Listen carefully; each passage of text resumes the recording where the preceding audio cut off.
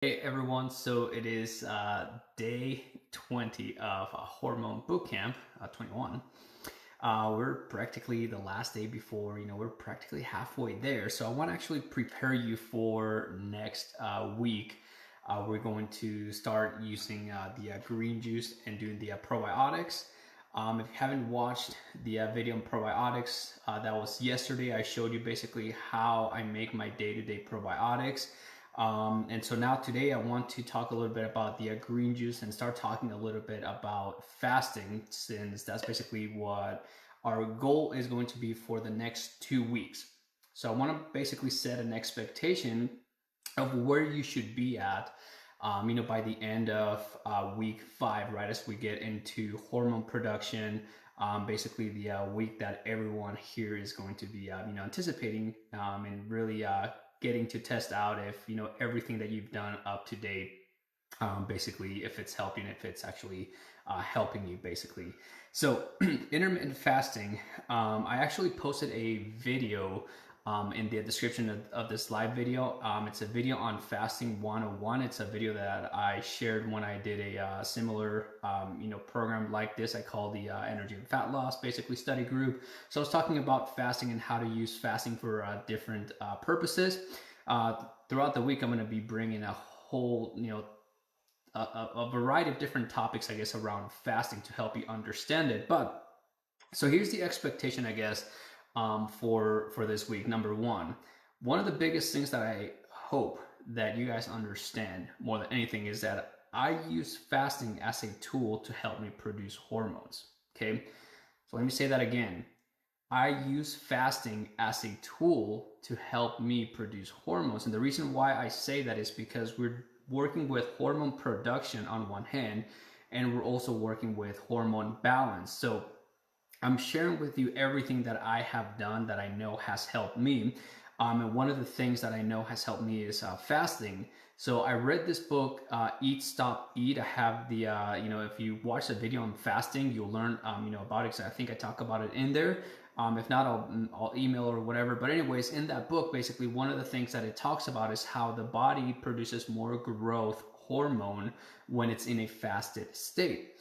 And so when I learned that, that's basically when I started to realize, okay, with growth hormone, that's part of hormone balance. If you're lacking one hormone, any hormone, whether it's thyroid hormone, testosterone, estrogen, progesterone, whatever hormone you may be missing, or if you have too much of one, your hormone system is going to be out of balance, right? So if once you understand that, then you begin to understand that, hey, you got to do, different things to help your body produce hormones, whether it's growth hormone, testosterone, thyroid hormone, all of the hormones that you actually need, your sleeping hormones. You need to find different ways to actually help your body produce those hormones. And then later on down the road, you're going to learn about more on like the balancing side. So anyways, so read up on that book, to understand this a little bit better. But basically for me, what I started to understand was that, okay, if I take on a practice of intermittent fasting, then I know that I'm essentially giving my body the time and the environment that it needs to produce a hormone that I know it needs, which is growth hormone,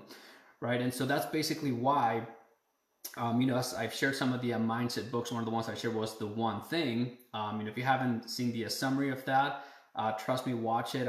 I'm sending it out on the replays. It's an important book because that's, for me, when I started my journey on health, that's basically what my one thing was. I realized, hey, if I just do intermittent fasting for like every day for, until I get, until I hit my health goal, like that's my one thing. That's the one thing that that I don't miss. And so like today, all I've had is water, and now I'm kind of breaking my fast. This is just a carrot with orange and lemon juice. So it's using, there's sugar, so it's now breaking my fast.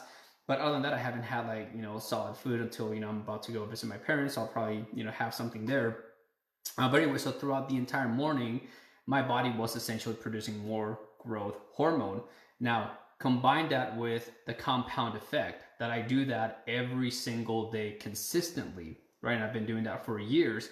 So those are the habits that, I can teach and I can talk about them, but ultimately, you have to decide if that's something that you need to have as part of your lifestyle. If you're trying to produce hormones, that's something you need to start looking at your list of you're journaling what you're eating every day, and now you're starting to create a list of what your day needs to look like. You're designing your life based on your goals. Okay, that's basically what you're doing. Like, I can only share like what I do, my experiences, my story, my journey, how I've learned about the things, but ultimately you need to take this information and basically apply it to yourself based on your experience and where you're at and what you're trying to achieve.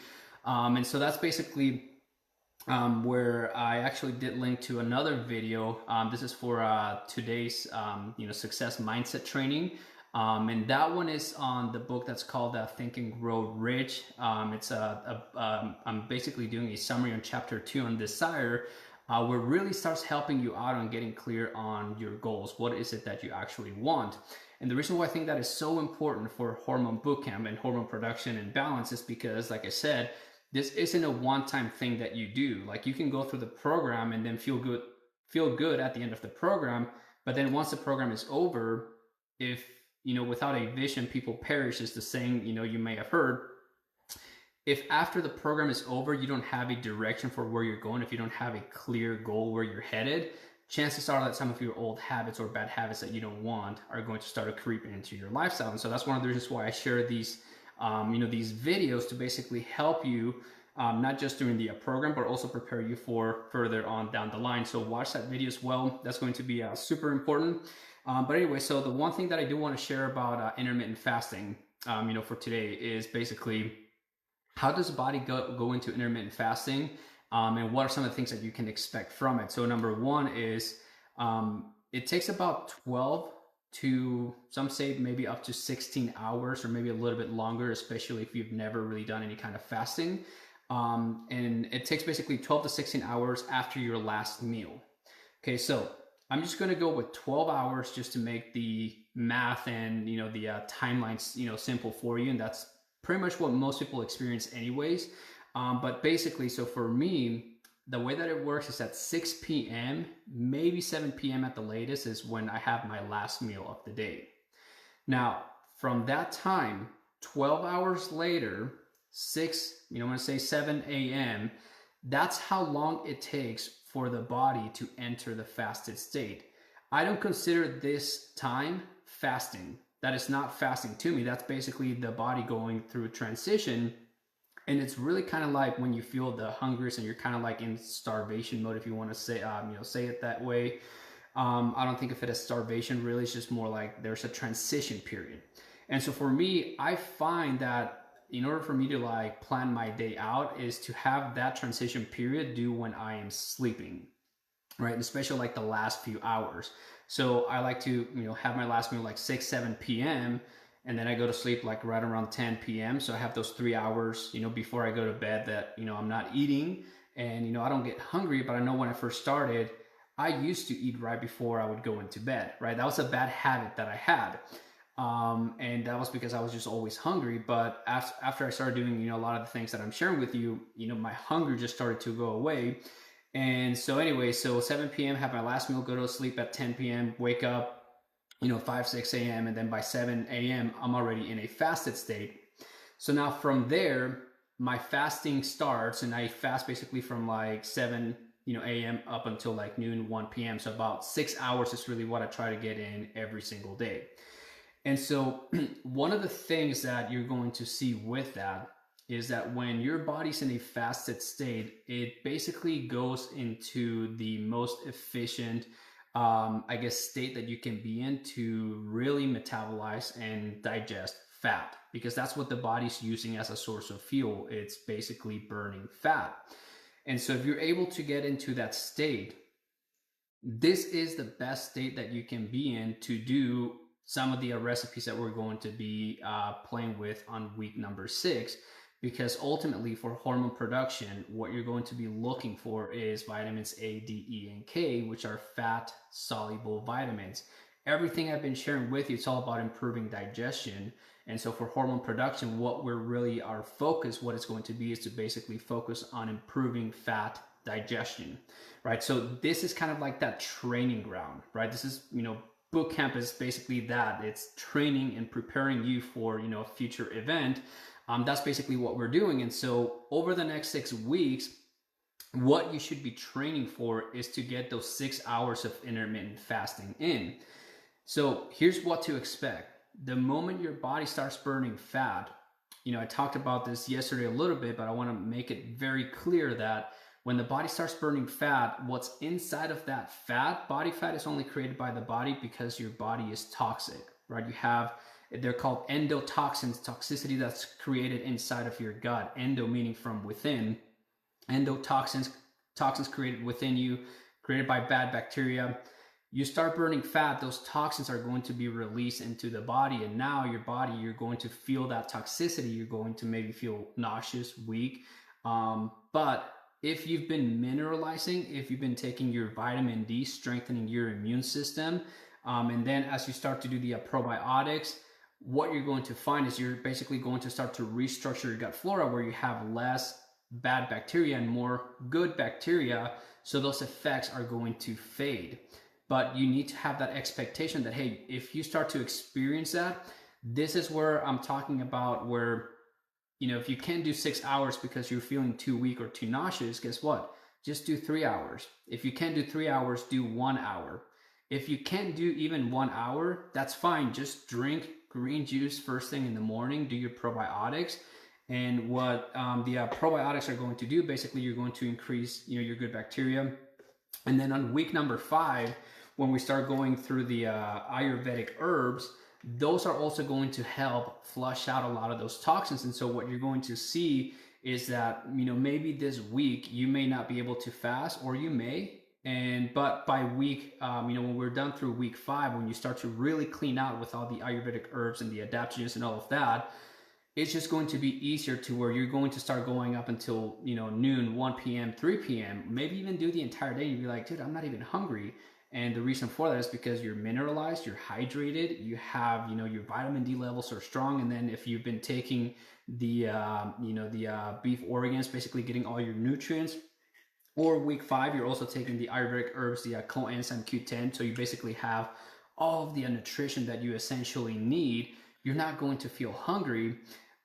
That's the expectation. So you need to be able to get into that fasted state, because that's when you know that, hey, you are ready to actually apply what we're going to go over in week number 6.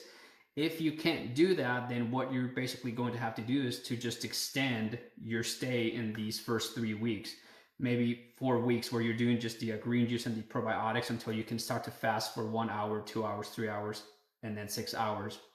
Extend your stay in the week 5, keep taking the herbs, keep basically fasting, keep doing the probiotics, keep mineralizing, keep doing everything until you feel comfortable doing those 6 hours of fasting.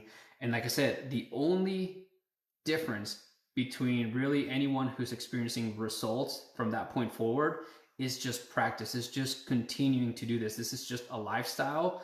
I've done this, and guess what? When I stopped doing this last year, my health started going back the way where I started. And that's why I'm glad to be back, not just teaching, but actually myself, just taking care of my health and doing all of this.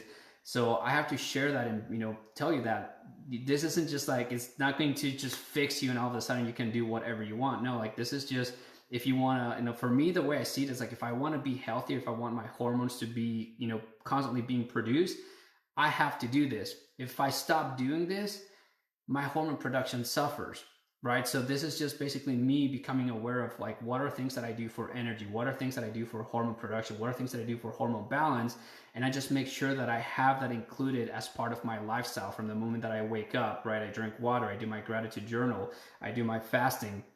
I make sure that my first meal of the day is like ketogenic, plant-based. And basically I have to structure my day in a way that is basically fitting my goals. And you don't know what those are unless you take time to really sit down and figure out what is it that you want. And that's why I cannot emphasize anymore that the video that I'm sharing with you today on mindset, that's what it's doing for you. It's really helping you figure out what is it that you want, what's your why. So watch that video. You can follow the instructions, and I'm in the instructions of that video, I basically have you send me a message, and that's because I was doing something else at the time.